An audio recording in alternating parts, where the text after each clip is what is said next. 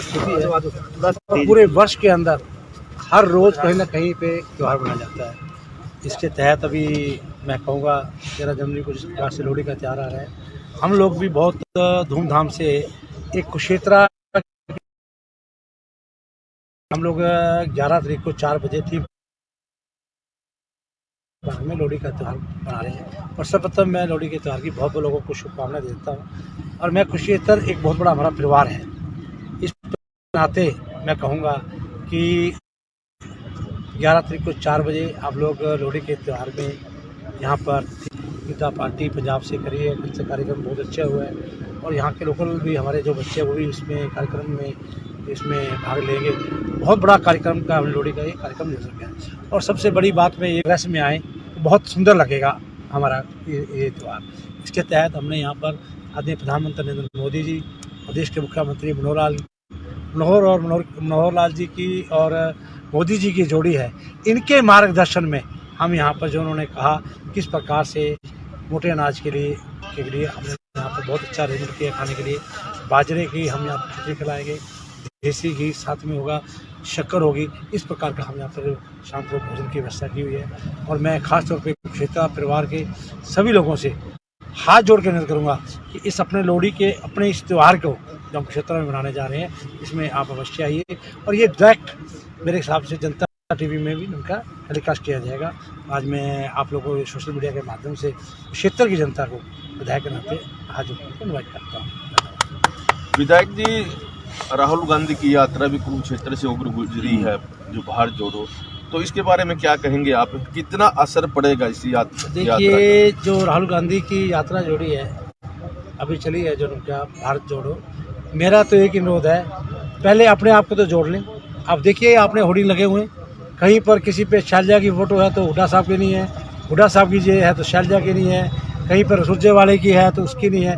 पहले हरियाणा प्रदेश के अंदर मैं कहूँगा अपने आप को जोड़ें, फिर ये बाहर जोड़ने की बात करें। खुद तो जुड़ने रही है, खासतौर पर ये बात कहूँगा। और सेकेंडली अभी देखिए, मैंने एक रिक्वेस्ट करी थी आपके माध्यम से, लगभग मैं इस बात को नहीं कहना चाहता था, आपने इस बात को छेड़ा है। 10-15 दिन पहले मैंने प्रेस में भी न्यूज़ दी थी कि हमारा शहर बहुत सुंदर बना है, हमने तिरंगा लाइट लगाई है, किस प्रकार से चमक रहा।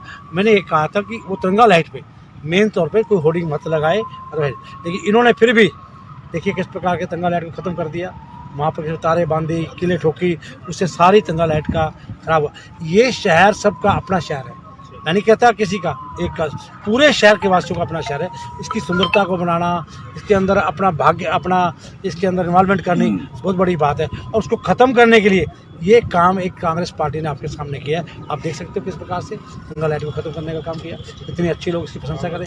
आज मैं कहूँगा पूरे विश्व के लोग आते हैं, तो भी आपके फैमिली के बहुत लोग आते होंगे जो ये कहते थे यार कुरुक्षेत्र कितना बढ़िया चमक रहा है, ये बात सुनने को मिली थी। और इन्होंने किस प्रकार से देखिए आपके सामने, आप इसकी फ़ोटो ले सकते हैं, किस प्रकार से उन्होंने एक होर्डिंग लगाकर और सारा LED को ख़राब कर दिया तिरंगा लाइट को। तो मैं ये कहूँगा ये कार्य को अच्छा कार्य नहीं किया।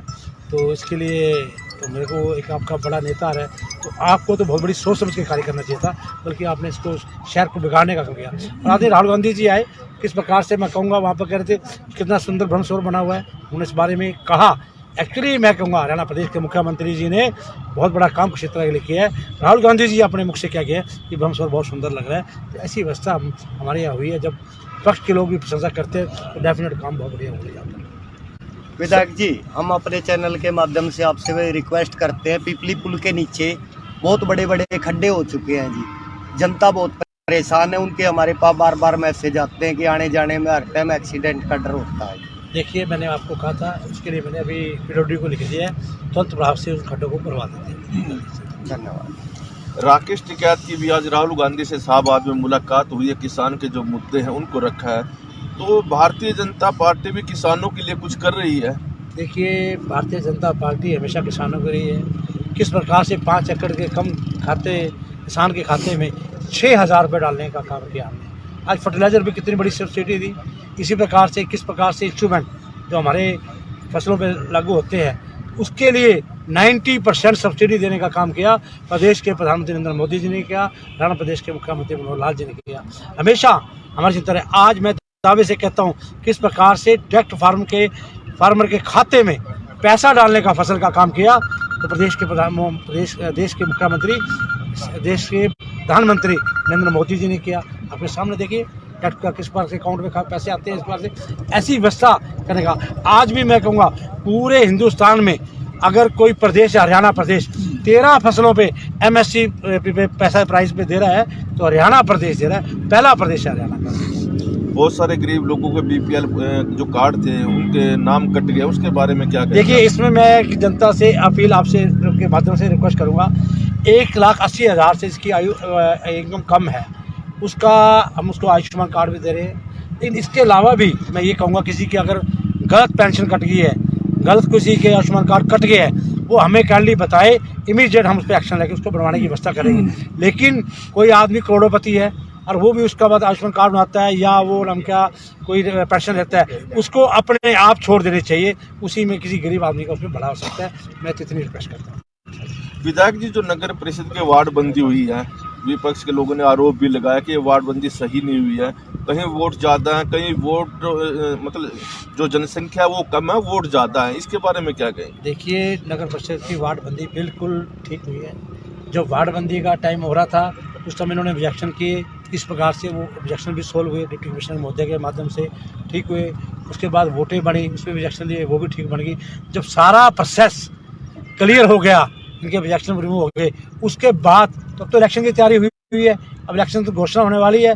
अभी नगर परिषद अपना नाम क्या नगर निगम के इलेक्शन होने हैं, नाम क्या अपना फरीदाबाद के नगर निगम गुड़गांव के होने, उसके साथ हमारे भी इलेक्शन होने हैं। लेकिन इनके पास कोई कैंडिडेट नहीं है, ना कैंडिडेट होने की डर की वजह से ये लोग अभी कोर्ट में जाना चाहते हैं। तो इनकी इच्छा है जाए। मैं तो हम तो लोग इलेक्शन में तैयार है, हमने लिख के भी दे दिया है। हमने बिल्कुल कहा है, मुख्यमंत्री जी ने कहा है इलेक्शन तुरंत भाव से होना चाहिए। हमारी पूरी वार्डबंदी हो चुकी है, वोट बन चुके हैं, इलेक्शन की तैयारी है। अब कांग्रेस डरती हुई इसके मारे कि उनके पास ऐसी व्यवस्था नहीं है, इसलिए वो नाम का कोर्ट में जाना चाहती है। जाए, उनकी इच्छा है, उसको रोक नहीं सकता प्रजातंत्र है। इस बार सीधे चुनाव है, क्या निवर्तमान जो चेयरमैन है उम्र मसूदा, क्या इस बार भी चुनाव मैदान में उतरेगी? देखिए इस बारे में मैं आपसे यही कहूँगा कि जो हमारी भारतीय जनता पार्टी बहुत बड़ा संगठन है, हमारा जो डिसीजन लेता है संगठन लेता है, संगठन के जो आदेश होंगे उसकी पालना विधायक करेगा, उसकी पालना सभी हम कार्य करेंगे। अगर संगठन किसी भी कैंडिडेट को, जिस भी कैंडिडेट पे हाथ लगाएगा, जिसका नाम करेगा, उसके लिए भारतीय जनता पार्टी पूरी मजबूती से इलेक्शन लड़ेगी। मैं आपको विश्वास करता हूं। तो भारतीय जनता पार्टी की क्या तैयारी है चुनाव को लेकर? भारतीय जनता पार्टी बिल्कुल इलेक्शन कराने के मूड में और पूरी तैयारी है। बिल्कुल हमारे देखिए अभी आपके सामने थे ब्लॉक समिति के इलेक्शन हुए, इस पर ब्लॉक समिति के हमारे चेयरमैन जिसका हमने नाम पहले दे दिया। इसी तरह हमारे भाई DP चौधरी जी बैठे हैं। हमने 1 साल पहले कह दिया था, 2 साल पहले कि DP चौधरी जी ये मेंबर बनेंगे, नाम क्या यहाँ से 11 वार्ड से मेंबर बने। उसके बाद हमने कहा था DP चौधरी जी जिला परिषद के चेयरमैन बनेंगे। लेकिन ये मैं कहूँगा ये हमारा जो वार्ड ये नाम क्या SC वार्ड हो गया है, तो उसके कारण ये नहीं बन पड़े। लेकिन एक बात मैंने वादा निभाया कि भारतीय जनता पार्टी और हमारे पूरे संगठन का धन्यवाद करूंगा, और मैंने भी अपना वादा निभाया। पूरी हमारी मैनेजमेंट ने, आदरणीय नायब सिंह सैनी जी, हमारे मेंबर पार्लियामेंट डॉक्टर पवन सैनी जी, आदि किशन बेदी जी, हम सब लोगों ने बैठकर एक निर्णय लिया कि आदरणीय DP चौधरी जी हमारे नाम क्या वाइस चेयरमैन होंगे। तो वाइस चेयरमैन आपने बनाया, जो हमने कहा वो करके दिखाया आपके सामने। और आज खुले मन से कह रहा हूँ, नगर परिषद के इलेक्शन में भी हम कहते हैं पूरे हमारी तैयारी है और तगड़े होकर हम लड़ेंगे। नगर परिषद का इलेक्शन में हम जीतेंगे 100%।